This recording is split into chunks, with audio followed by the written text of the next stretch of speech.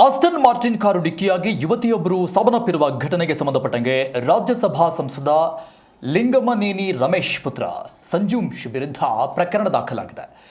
ಇನಾರ್ಬಿಟ್ ಮಾಲ್ನಲ್ಲಿರುವ life style ಬಟ್ಟೆ ಮಳಿಗೆಯಲ್ಲಿ ಕೆಲಸ ಮಾಡ್ತಾ ಇದ್ದ ಭಾರತಿ ಮುಖೆ ಐಟಿಸಿ ಕೊಹಿನೂರು ಬಳಿ ಊಟ ಮುಗಿಸ್ಕೊಂಡು ವಾಪಸ್ ಬರ್ತಾ ಇದ್ದಾಗ ಮಾಲ್ ಮುಂಭಾಗ ರಸ್ತೆ ದಾಟ್ತಾ ಇದ್ದಾಗ ವೇಗವಾಗಿ ಬಂದಂಥ ಆಸ್ಟನ್ ಮಾರ್ಟಿನ್ ಕಾರು ಡಿಕ್ಕಿಯಾಗಿದೆ. ಈ ಘಟನೆಯಲ್ಲಿ ತೀವ್ರ ರಕ್ತಸ್ರಾವದಿಂದ ಯುವತಿ ಮೃತಪಟ್ಟಿದ್ದು.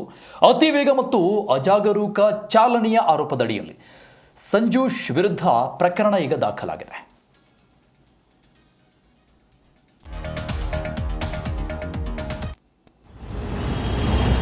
ಆಸ್ಟನ್ ಮಾರ್ಟಿನ್ ಕಾರು ಡಿಕ್ಕಿಯಾಗಿ ಯುವತಿ ಸಾವನ್ನಪ್ಪಿರುವಂಥ ಪ್ರಕರಣ. ಮೃತಪಟ್ಟಿರುವಂಥ ಯುವತಿಯ ಫೋಟೋ ಒಂದು ಕಡೆ ಇದೆ, ಮತ್ತೊಂದು ಕಡೆ Aston Martin car, red colour car ಗಮನಿಸ್ತಾ ಇದ್ದೀವಿ. ಮತ್ತೊಂದು ಭಾಗದಲ್ಲಿ 26 ವರ್ಷದ ಭಾರತಿ ಮುಖಿ ಮೃತಪಟ್ಟಂತಹ ದುರ್ದೈವಿ ಲಿಂಗಮನೇನಿ ಸಂಜುಶ್ ವಿರುದ್ಧ ಈಗ ಪ್ರಕರಣವೊಂದು ದಾಖಲಾಗಿದೆ. ಅಜಾಗರೂಕ ಚಾಲನೆಯ ಆರೋಪದಡಿಯಲ್ಲಿ ಬೇಜವಾಬ್ದಾರಿ ಚಾಲನೆ ಮಾಡಿ ಓರ್ವ ಯುವತಿಯ ಸಾವಿಗೆ ಕಾರಣ ಆಗಿರುವಂಥ ವ್ಯಕ್ತಿ. ಹೈದರಾಬಾದ್ನ ಐಟಿಸಿ ಕೊಹಿನೂರು ಬಳಿ ನಡೆದಂತಹ ಘಟನೆ. ಮಾಲ್ ಒಂದರಲ್ಲಿ ಕೆಲಸ ಮಾಡ್ತಾ ಇದ್ದಂಥ ಯುವತಿ ಊಟಕ್ಕೆ ಅಂತ ಹೊರಗೆ ಬಂದಿದ್ದು. ಊಟ ಮುಗಿಸ್ಕೊಂಡು ವಾಪಸ್ ಬರ್ತಾ ಇದ್ದಾಗ ವೇಗವಾಗಿ ಬಂದಂಥ ಈ ಕಾರು ಡಿಕ್ಕಿ ಆಗುತ್ತೆ.